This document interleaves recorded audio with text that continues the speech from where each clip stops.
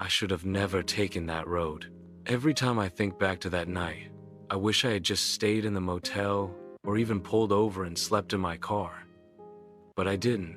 I was impatient, and because of that, I ended up driving into something I can't fully explain, something that changed the way I look at the world forever. It was late, around 1:30 a.m., when I left a small gas station on the edge of town. I had about 2 more hours to drive before reaching my cousin's place, where I was supposed to spend the weekend. The clerk at the gas station, an older guy with tired eyes, looked at me when I paid for my coffee and said something strange. "Don't take Route 6 tonight. The fog rolls in after midnight, and it's never a good sign." I half laughed, thinking he was just being dramatic, but he didn't smile. He just repeated, slower this time. Never a good sign. I should have listened. When I pulled out of the station, the GPS told me the fastest way was Route 6, exactly the road he warned me about. I hesitated for a second but shrugged it off. It was just a road, right? What could possibly happen? 10 minutes later, I understood why people avoided it. The fog didn't just roll in, it dropped, like a heavy blanket falling from the sky. My high beams barely cut 5 feet in front of me.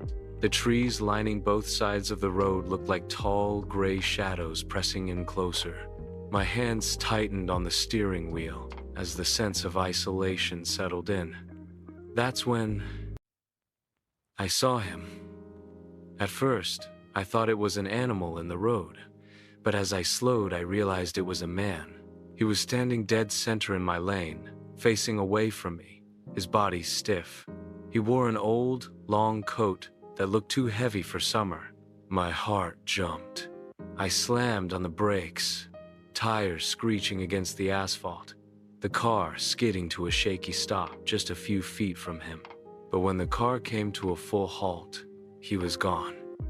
My headlights lit up the empty road. No man, no figure, just fog. I froze. My chest tightened as I blinked, rubbed my eyes, and leaned forward. Nothing. I thought maybe I imagined it. Maybe the fog was playing tricks. But deep down, I knew I had seen someone. Shaking it off, I kept driving, convincing myself I was just tired. 5 minutes later, the radio, which had been playing low static, suddenly came alive. But it wasn't music. It wasn't even a normal broadcast. It was a voice, a faint, raspy whisper that said, "Don't stop." The words cut through me like ice water down my spine. My knuckles went white on the steering wheel. I turned the dial frantically, but every station was the same static, and the same whisper, "Don't stop." That's when my headlights caught him again. The same man in the same coat, standing perfectly still in the middle of the road. Only this time, he was facing me. His face was pale, his eyes completely black. I screamed, swerving hard to the right, nearly sending the car into the ditch. When I looked back, through the rearview mirror, the road was empty again. I don't know how long I kept driving after that, but my heart pounded like it was trying to escape my chest. My coffee sat untouched in the cup holder, cooling with every mile. Then, through the fog, I saw a small diner glowing with neon lights. Relief washed over me. Civilization. People. Safety. I pulled in fast, parked, and stumbled inside, the bell above the door jingling loudly. A waitress in a pale blue uniform turned and gave me a curious smile. The diner was empty, except for a trucker hunched over a plate of fries at the far end. "You look like you've seen a ghost," she said, half joking. I wanted to laugh, but the words stuck in my throat. Instead, I just nodded and slid into a booth by the window. She brought me a cup of coffee without asking, her kindness comforting, but my eyes kept drifting to the glass. Because outside, standing just beyond the glow of the neon sign, half hidden by the fog, was the man in the coat. And he was staring right at me. The man in the coat didn't move. He just stood there in the fog outside the diner's window, completely still, like some shadow carved out of the night. My chest tightened with every second I stared at him, waiting for him to take a step closer or to vanish like before. But he didn't vanish this time. He stayed, watching. The waitress followed my gaze, and for a moment I thought she saw him too. But then she tilted her head, frowned at the empty fog outside, and looked back at me. "Are you all right?" she asked, her voice calm but concerned. I didn't answer right away. My hands trembled as I wrapped them around the coffee mug, the heat burning my palms. Do you see him?" I finally whispered, her brows knitted. "See who?" I looked again at the window. The man was gone. My heart sank into my stomach. I must be tired," I muttered, trying to play it off, though my voice cracked. The trucker down the counter chuckled under his breath, shaking his head. "Yeah, this road'll do that to you," he said without looking up.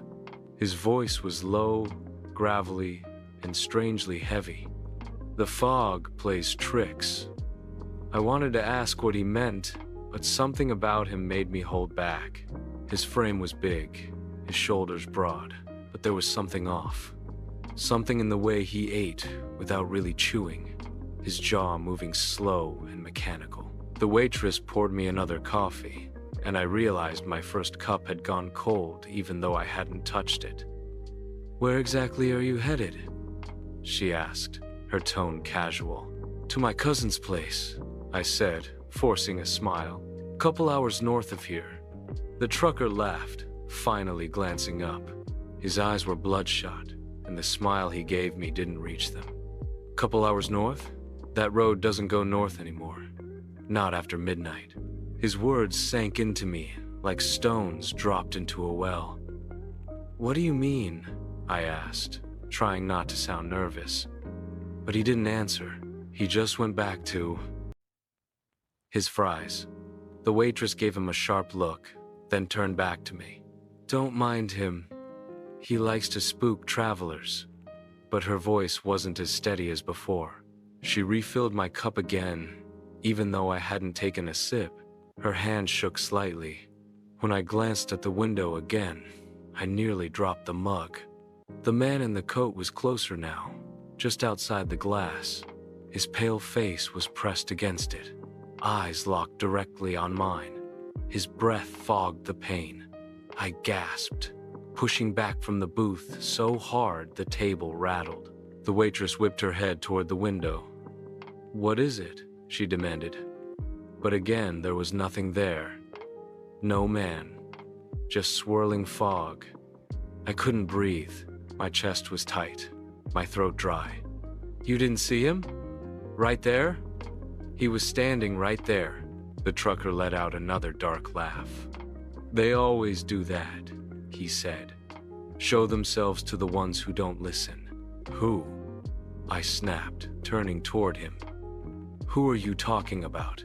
His fork clinked against the plate as he dropped it, leaning back on the stool. "You should have listened to the warning at the gas station. Route 6 don't let go easy once it's got you." The diner fell silent. The hum of the neon sign outside was the only sound. The waitress stared at the trucker, her face pale. "You shouldn't scare him like that," she whispered. But even she didn't sound like she believed her own words. I stood up, my legs unsteady. "I'm leaving," I muttered. "I don't care what game this is." The waitress moved fast, stepping in front of me, blocking the door. Her smile was forced, her eyes darting nervously to the window. "Maybe just wait a bit until the fog clears." That's when I realized I hadn't seen another car pass by since I'd pulled into the diner. Not one, not a single headlight. The thought made me dizzy. I pushed past her, storming outside into the heavy air. The fog wrapped around me instantly, cold and suffocating. My car sat right where I left it, headlights dim against the wall of mist. But there, leaning against my car like he'd been waiting the whole time, was the man in the coat. I froze, his head tilted to one side, too far, almost unnaturally, like his neck had snapped. His black eyes bore into me. Then, in a voice that sounded like the same whisper from the radio, he spoke. "You shouldn't have stopped." I stumbled back, slamming into the door of the diner. My vision blurred, panic flooding me. When I blinked, he was gone again. The trucker was suddenly at the doorway, watching me with that same strange half-smile. "Told you," he muttered. "Once Route 6 has you, it doesn't matter where you go. You'll see him again, and again, and again." The waitress pulled me inside, locking the door behind me. Her hands shook as she slid the bolt into place. "Don't go back out there," she begged. "He follows the ones who drive through after midnight. If you go back, he'll get in the car with you." Her words made my stomach turn. "What are you talking about? What is he?" I demanded. The trucker answered before she could. His voice was flat, heavy, like a confession. "He's the reason Route 6 stays empty. He's the one who doesn't let people leave." I stared at them both, desperate, angry, terrified. That doesn't make any sense. He's not real. He can't be real. The waitress's eyes filled with tears. "Then why do you keep seeing him?" The diner's lights flickered. The neon sign outside sputtered. For a brief moment, the glass of the window went dark, and when the light returned, the man in the coat was sitting inside the diner, in my booth, staring straight at me. He was in my booth. The man in the black coat sat exactly where I had been drinking coffee minutes ago, his pale hands resting flat against the table, his head tilted slightly like he was studying me. His face was clearer now in the fluorescent diner lights, skin waxy and stretched too tightly across his skull, eyes like pits filled with something darker than shadow. I stumbled backward, nearly knocking over a chair. The waitress gasped, her hand flying to her mouth. The trucker, though, didn't even flinch. He just leaned back on his stool, watching with that unsettling calm. How did he get in here?" I shouted, my voice trembling. The man didn't move, didn't speak, but when I blinked, he was suddenly closer, now on the edge of the booth, as if the space between us had simply folded in half. "You shouldn't have stopped," he whispered, his voice crawling into my ears like smoke. The lights flickered again. The hum of the neon outside sputtered before going completely dark. The diner plunged into a suffocating half-light, shadows stretching long and sharp across the floor. "Make him go away!" I screamed, looking desperately at the waitress. Her eyes brimmed with tears. "I can't," she said softly. "No one can." The trucker finally spoke, his voice low, steady, almost resigned. "You've been marked. The moment you turned onto Route 6 after midnight, it was too late." I shook my head violently. No, I'm leaving.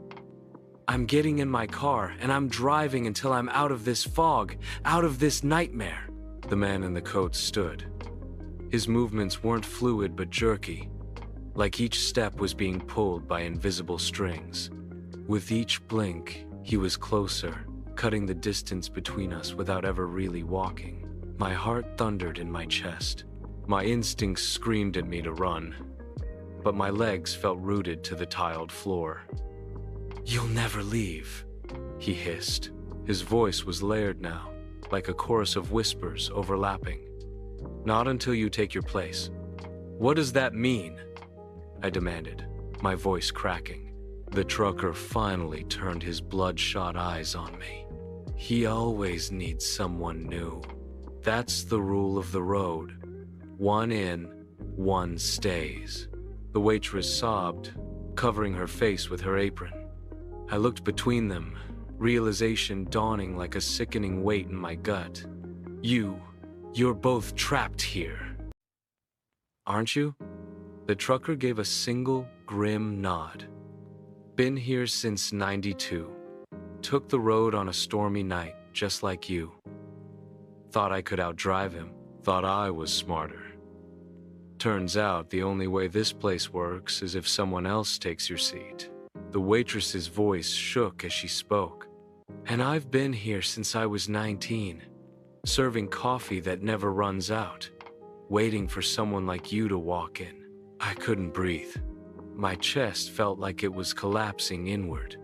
You mean one of you has to go free if I stay?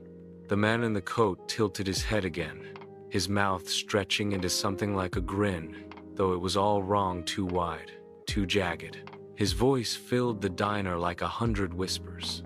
One replaces the other. That is the way of Route 6. The trucker stood, his massive frame looming. So the question is, are you ready to take our place? No! I shouted. No, I won't! I didn't ask for this. The lights flickered violently, the floor vibrating under my feet. Plates rattled, silverware clattered. The fog outside pressed against the windows like it wanted in. You don't get to ask, the man said. You only get to choose who stays. The waitress sobbed harder. The trucker's jaw tightened. They were both staring at me like I held some kind of power, when in reality I was drowning in fear. I won't do it, I stammered. I won't condemn anyone. The man in the coat took another step closer. The air grew colder. So cold my breath puffed out in trembling clouds. Then you stay. Forever. My vision swam. The walls of the diner seemed to stretch and bend, the clock on the wall ticking backward. The trucker's voice boomed in my ears, desperate now. If you don't choose, he will. And he never chooses fair. The waitress lunged forward suddenly, grabbing my arm. Please, let me go. I've been here too long, I don't even remember the sun anymore. Take my place, please, the trucker growled. Don't listen to her. She'll say anything. I've been stuck in this hell longer than she has. I've paid my dues. They both closed in on me, shouting, pleading, their words tangling until I couldn't tell who was saying what. The man in the coat loomed over us, his grin stretching wider, his voice weaving through their screams. Choose, or be chosen. And in that moment, something inside me snapped. I realized that if I didn't act, if I didn't make a choice, I'd never see the outside world again. Never see the morning sun, never hear my family's voices, never touch real ground that wasn't drenched in fog. I spun, heart hammering, pointing a trembling finger, and everything went black. When I opened my eyes, I was sitting in the booth again, coffee steaming in front of me, the hum of the neon sign buzzing outside, the waitress wiping down the counter, the trucker eating his fries. It was like nothing had happened, except the booth across from me was empty. The man in the coat was gone. The waitress looked at me with calm eyes now, no tears in sight. Feel better? She asked, her smile faint but genuine. The trucker chuckled softly. Told you. Everyone settles in eventually. My heart sank. My body went cold. I understood now. I wasn't a traveler anymore. I wasn't passing through. I was part of it. The bell above the diner door jingled. I turned slowly, dread curling through me. A man stepped inside, shivering from the fog. He looked about my age, tired, clutching his car keys. His eyes darted around nervously before settling on me. I felt my lips curl into a smile I didn't recognize. My voice came out calm, practiced, almost welcoming. Coffee? I asked.